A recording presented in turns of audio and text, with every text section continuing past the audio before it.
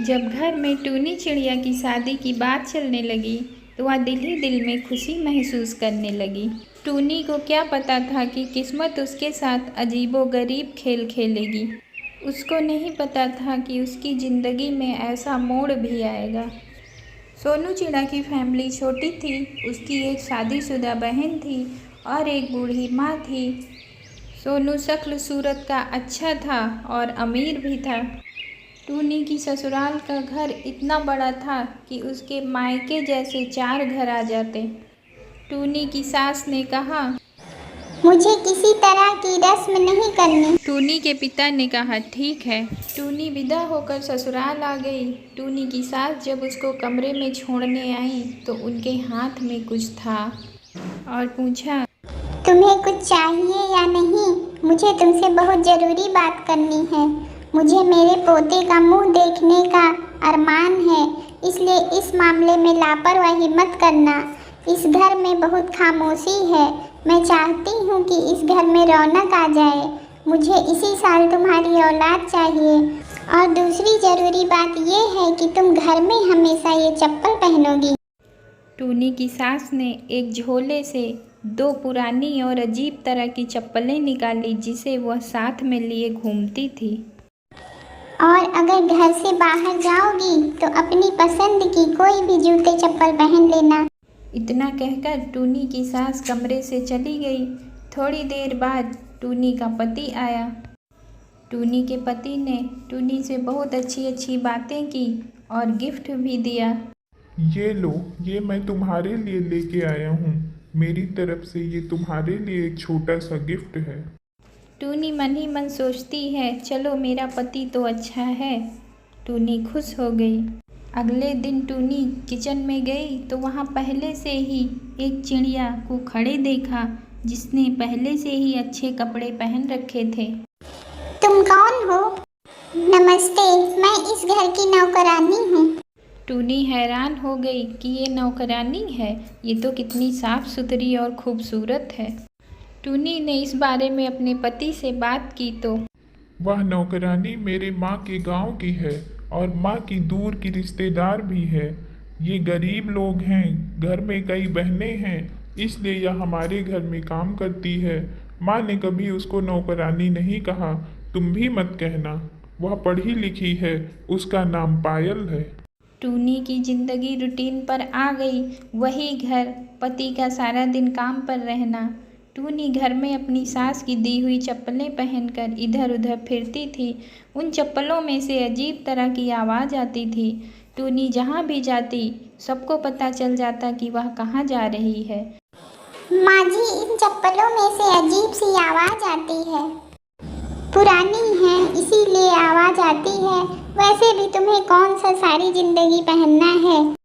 एक बार खुशखबरी हमें सुना दो, उसके बाद तुम यह चप्पलें उतार देना। टूनी की ससुराल में 8-10 कमरे थे, लेकिन उनमें से सिर्फ 3 ही कमरे खुले थे। मुझे यह घर बहुत अजीब लगता है। ऐसा लगता है इस घर में कोई राज छुपा है। सब अपने अपने काम में लगे रहते हैं, कोई किसी से बात ही नहीं करता।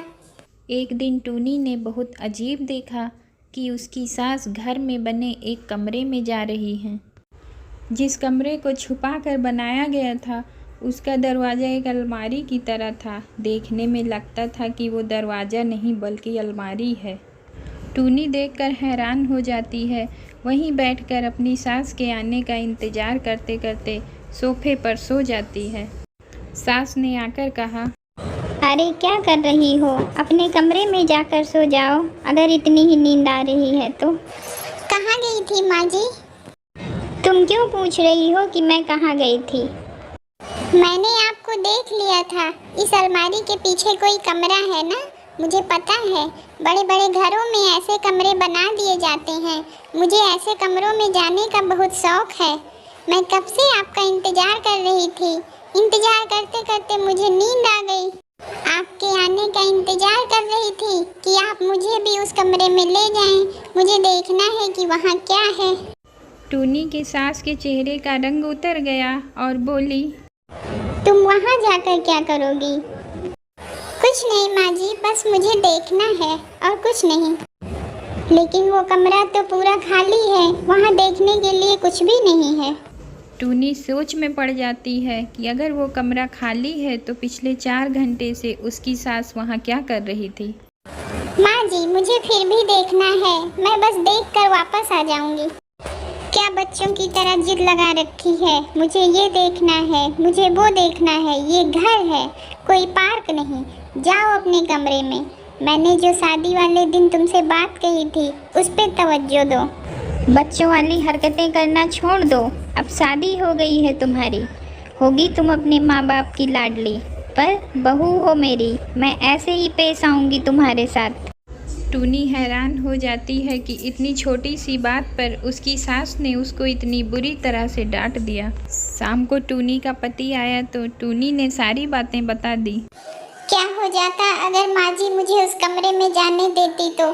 क्या मैं वहाँ से उनकी कोई चीज उठा लाती? वह माँ जी का कमरा है, वहाँ पे उन्होंने कुछ अपनी किताबें और चीज़ें सजा के रखी हैं, वहाँ वो किसी को नहीं जाने देती।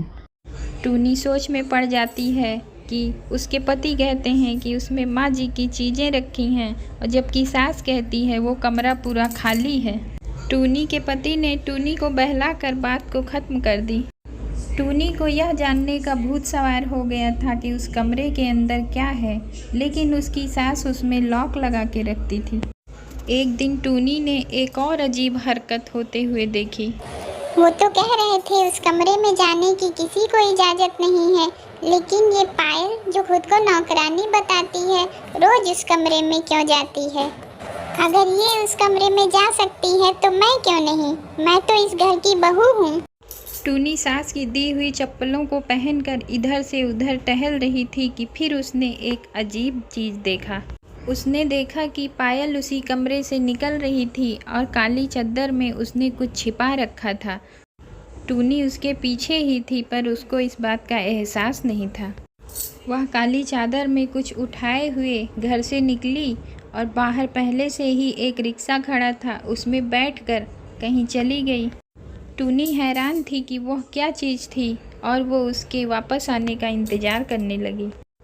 पायल वापस आई, फिर भी उसने चादर में कुछ छिपा रखा था और सीधे उस कमरे में चली गई।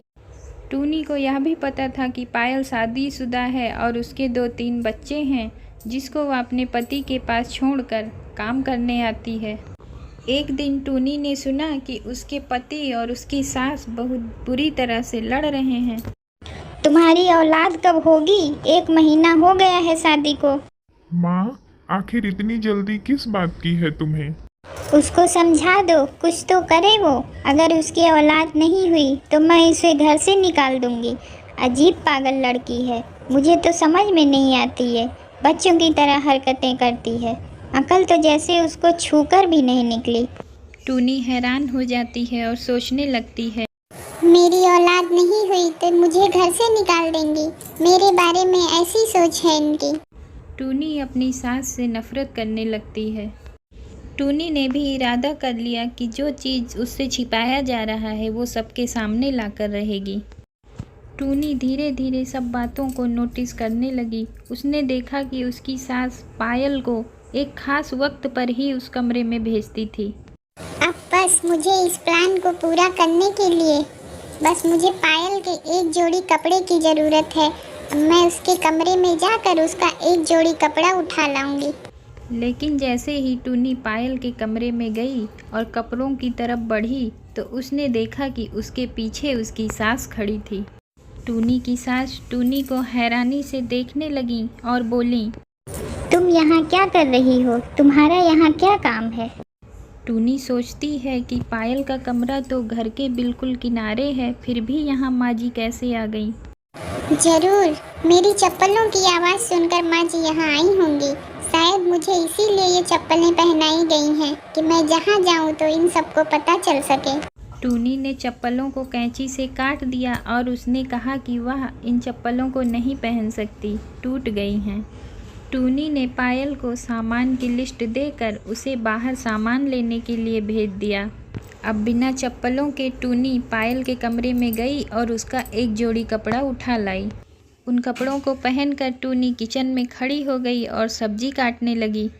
उसका मुंह दूसरी तरफ को था और उसकी सास आई और उन्होंने कहा, तुम अभी तक यहाँ खड़ी होकर काम कर रही हो? ये लो चाबी, यहाँ पड़ी है। टूनी ने सास की तरफ नहीं देखा और हाँ में सर हिला दिया। टूनी ने समय न बर्बाद करते हुए जल्दी से चाबी उठाई और उस कमरे की तरफ बढ़ी। टूनी ने दरवाज़ा खोला और आगे बढ़ी तो देखा नीचे सीढ़ियाँ थी। इसका मतलब वह कमरा नहीं, एक तहखाना था। अब तो टूनी और डरने लगी। वह नीचे गई और सामने का मंजर देखकर वह हैरान और परेशान हो गई।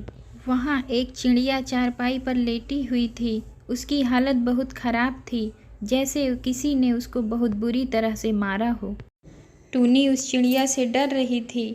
वह बहुत धीमी आवाज़ में बोली, मुझे यहाँ से बाहर निकालो। उस चिड़िया को रस्सी से बांध रखा था। टूनी फौरन उसकी तरफ बढ़ी और उसकी रस्सी खोल दी। टूनी ने पूछा कि वो नौकरानी कौन है, तो उस चिड़िया ने बताया कि वो सोनू चिड़ा की पत्नी है। टूनी के पैरों के नीचे से जैसे ज़मीन खिसक गई। सोनू तो टूनी के पति का नाम था। तुम्हें यहाँ किसने कैद किया है? मुझे मेरी सास ने कैद किया है। मुझे सोनू से मोहब्बत हो गई और हम दोनों ने शादी कर ली।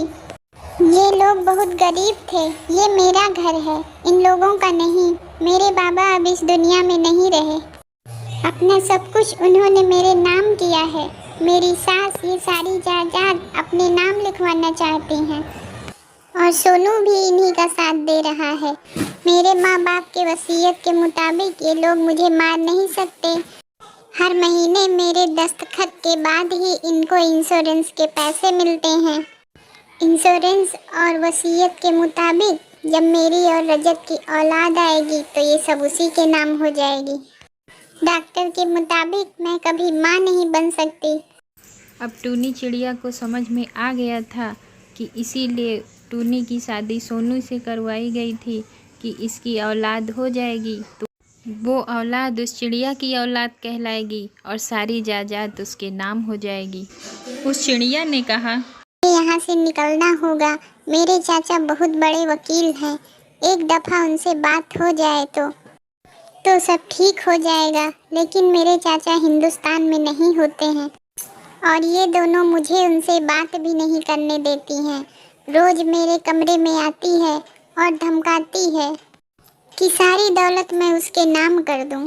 हालात संभालते हुए टूनी चिड़िया को याद आया कि वह फ़ोन अंदर लेकर आई है। उसने सारी बात अपने बाबा को बता दी और उस चिड़िया को भी उसके चाचा से बात करवा दी। यह टाइम टोनी के पति के आने का था। टूनी ने अंदर से दरवाज़ा लॉक कर लिया था। तभी टूनी की सास दरवाज़ा पीटने लगी, बाहर निकलो, बाहर निकलो। लेकिन टूनी ने दरवाज़ा नहीं खोला। आधे घंटे बाद पुलिस की गाड़ियों की आवाज़ आई। अब टूनी को थोड़ा ढांढस बंधा कि अब उसको बचाने वाले आ गए हैं। जब दरवाजे पर मुझे अपने बाबा और कमिश्नर की आवाज़ आई और उस चिड़िया को उसके चाचा की आवाज़ आई, तब हमने दरवाज़ा खोला।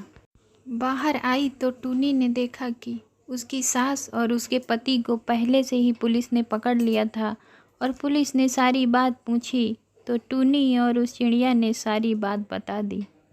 वो चिड़िया अपने चाचा के साथ उनके घर चली गई और मैं अपने बाबा के साथ अपने घर आ गई। मेरे बाबा ने सोनू से मेरा तलाक करवा दिया और वो चिड़िया रीना अब मेरी दोस्त है। मैं उसके घर मिलने जाती रहती हूँ और उसको ये सोचकर धन्यवाद करती हूँ कि मेरी ज़िंदगी में कोई बड़ा तूफान आने से पहले ही तुमने मुझे बचा लिया।